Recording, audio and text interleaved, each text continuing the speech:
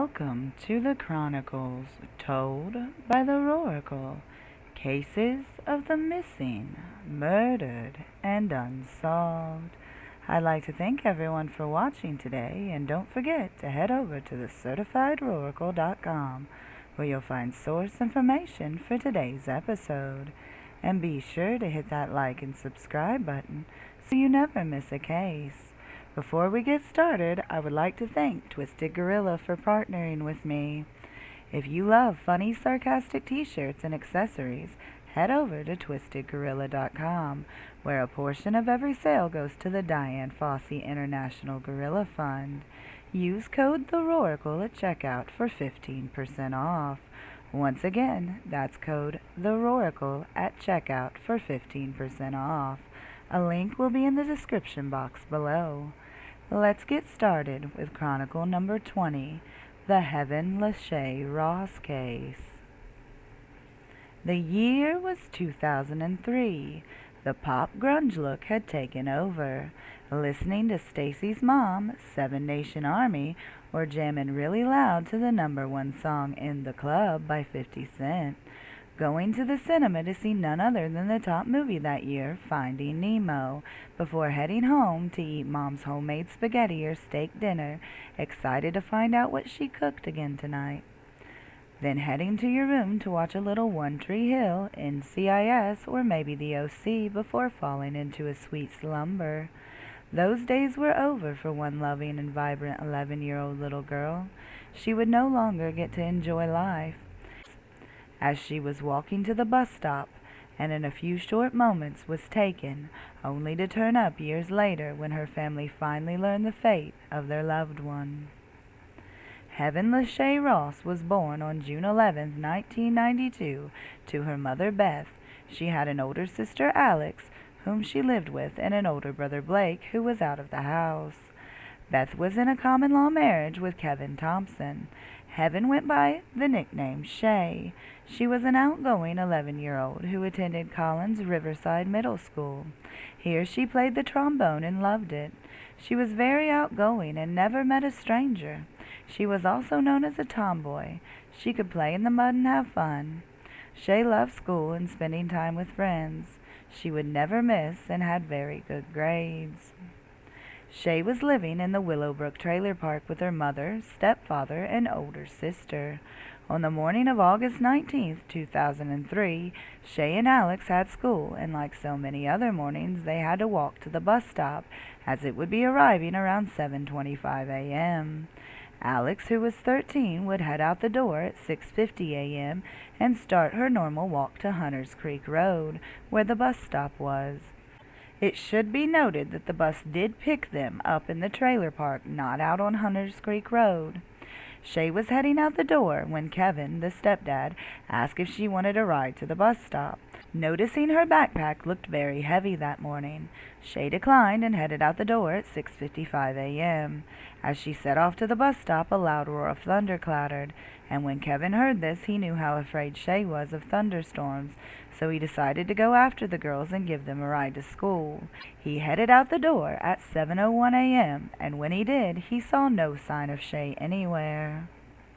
Neighbors did, however, see Shay, 3 of them to be exact. One young man who was also on his way to the bus stop saw her walking that way. Another person who was on their computer at a window saw Shay walking by. And finally, a woman who not only saw Shay, but would describe the clothing she had on that day as a pink Bratz shirt with matching pink leggings in her backpack. Kevin would arrive at the bus stop only to find Alex waiting and no Shay. Where had she gone?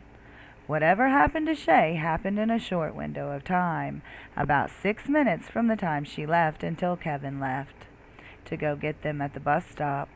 Factor in the eyewitness that saw Shay, and she would have vanished just 2 trailers down from her own.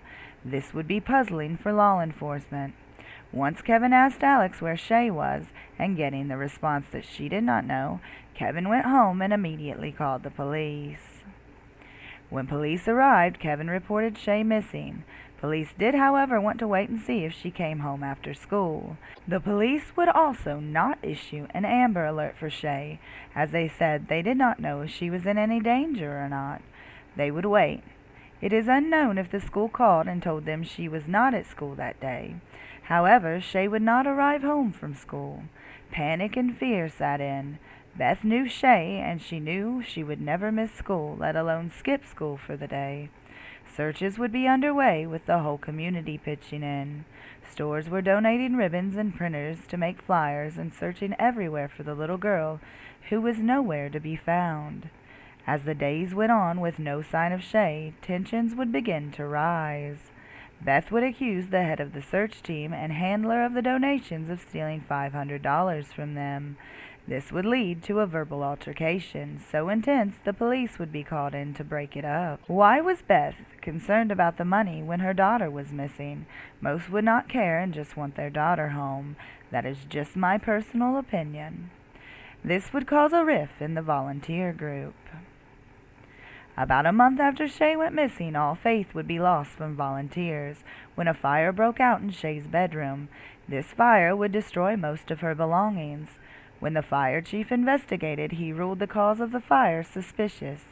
This would cause volunteers to think Beth and Kevin knew more than they were saying. This would anger Beth, and she would spout off to the media that people were treating them this way because they were a poor interracial couple who lived in a trailer park. This was, however, not true, as police and volunteers were still looking very hard for her daughter.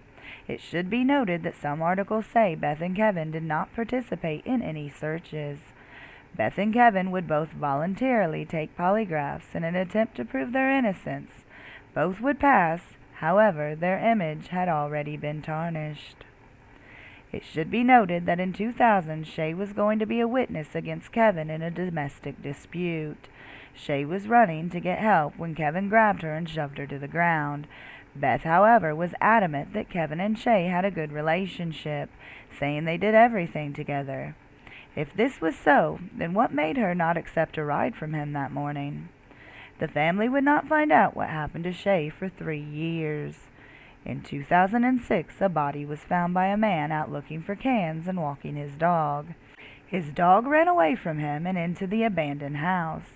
The dog went to the crawl space where the badly decomposing body was found. The man immediately called the police. When they arrived, they knew by the clothes and the backpack next to the body that it was Shay. This abandoned home was located just 8 miles from the trailer park.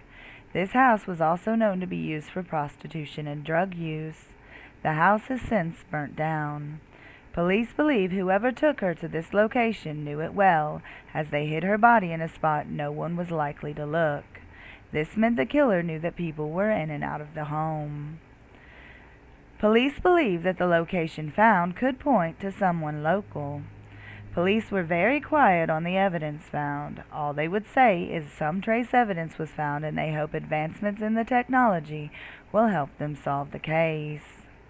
Police would also not say how Shay was killed, only that it was a homicide.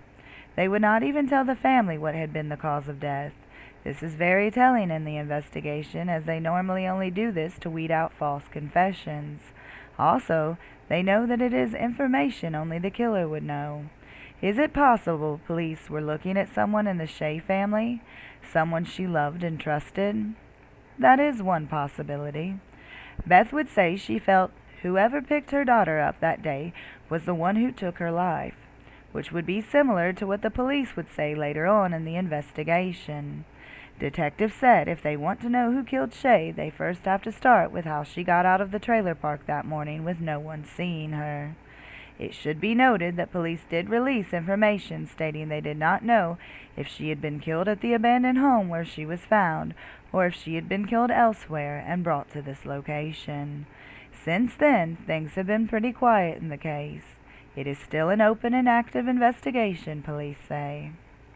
Police did think Shay's case could be related to 2 other homicides of 11-year-old girls, Shannon Polk and Teresa Dean. The police believe there were too many similarities to ignore. All the girls were the youngest daughters in each family. All the girls were very outgoing and social. They all lived in trailer parks and lived next to wildlife refuges. All had active construction sites next to them. All of the girls disappeared within days of each other, 2 years apart. This led all authorities involved to believe they could be dealing with a child serial killer who was an anniversary killer, only killing in August every 2 years. Some articles say the police ruled this theory out. However, most say it is still a plausible theory, just no one to link these murders back to. If you would like to read about Shannon Polk and Teresa Dean, please head over to thecertifiedroracle.com, where you'll find their information listed. I will have a link in the description box below as well. Alex would start blaming herself and saying years later she should have waited on her sister, and why didn't they grab her when she left first that day? She is since married with children, but she has never stopped seeking justice for her sister. Beth and Kevin would end their 21-year relationship and she would get cervical cancer. Beth desperately wants to know what happened to her daughter that day all those years ago. She hopes she finds out before she passes on, she said. Not a day goes by that she does not wonder what her baby daughter would be doing now. If you have any information on this case, please call the Northport Police Department at 205-339-6600 or contact Crime Stoppers. Once again, if you have any information, please call the Northport Police Department at 205-339-6600 or contact Crime Stoppers. As always, I would like to thank everyone for watching.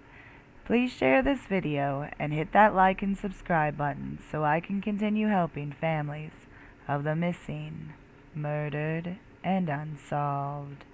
As always, this is the Roracle, signing off.